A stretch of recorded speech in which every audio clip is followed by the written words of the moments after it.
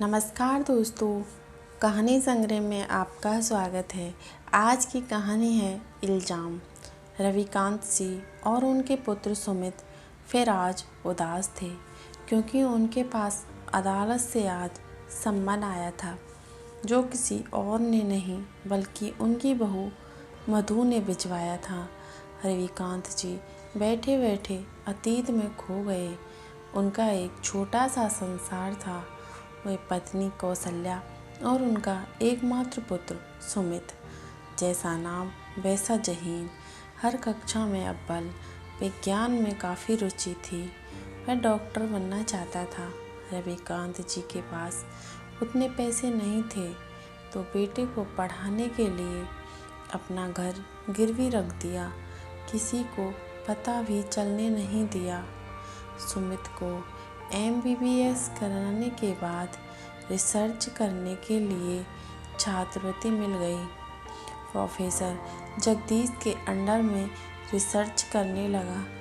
Professor को सुमित अपनी बेटी मधु के लिए हर तरह से सुयोग्य वर लगा तो उन्होंने रविकांत जी से इस विषय में बात की। मधु देखने में सुंदर और लॉ की विद्यार्थी थी। रविकांत जी और कौशल्या जी को इस रिश्ते से कोई परेशानी नहीं थी। इस तरह सुमित और मधु का विवाह हो गया। विवाह के बाद कुछ दिन सही चला। थोड़े दिनों बाद कौशल्या जी एक दिन ब्रेन स्ट्रोक की होने की वजह से चल बसी। कुछ दिनों में ही मधु ने अपने रंग दिखाने शुरू कर दिए। मेरा घर में रहना अब बहू को खल रहा था। उसके मित्र मेरे घर पर रहने से नहीं आते थे। उसने मेरे खिलाफ सुमित के कान भरने शुरू कर दिए। सुमित ने उसकी एक भी बात नहीं मानी तो अब उसने शर्त रख दी, या तो मेरे साथ रहो या अपने पिता के साथ। सुमित ने किसी भी हाल में मुझे चुना।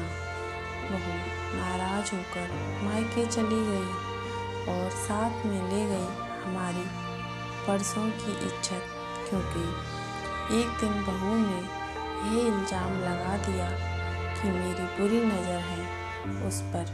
इसलिए उसने मजबूरी में घर छोड़ने का निर्णय लिया था। आज मुझे अदालत से सम्मन आया है कि मैं अपना पक्ष रखूं। मैं और मेरा बेटा समझ ही नहीं पा रहे कि हमको क्या करना चाहिए, अपनी बेगुनाही कैसे साबित करें। तभी मेरा पुराना दोस्त जयेश, जो पैसे से वकील था, वह आ गया।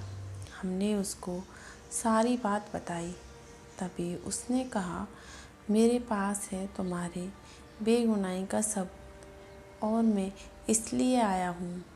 रविकांत, तुमको याद होगा मैंने कुछ समय पहले तुमको फ़ोन किया था और तुमने ये कहकर फ़ोन रख दिया कि बाद में बात करूँगा। हाँ याद है, रविकांत जी बोले। जयेश ने कहा, उस दिन फ़ोन कटा नहीं था, इसलिए तुम्हारी और तुम्हारी बहू की बातें मेरे फ़ोन में रिकॉर्ड हो गई। जो भी धमकी दे रही थी वह सब मेरे पास है। तुम चिंता मत करो, ये केस हम ही जीतेंगे। अगले दिन रविकांत जी, सुमित और जयेश जी सबूत के साथ अदालत में पेश हुए और जयेश ने दलीलों और सबूत के आधार पर रविकांत जी को बचा लिया। इस समय सुमित ने मधु और उसके पिताजी पर मानहानि का मुकदमा और तलाक की अर्जी भी डाल दी। मगर इस घटना ने हमें यह सिखा दिया कि हर व्यक्ति भरोसे के लायक नहीं होता और हर स्त्री उत्पीड़न के मामले में पुरुष ही दोषी नहीं होता। पुरुष भी उत्पीड़न का शिकार हो सकते हैं।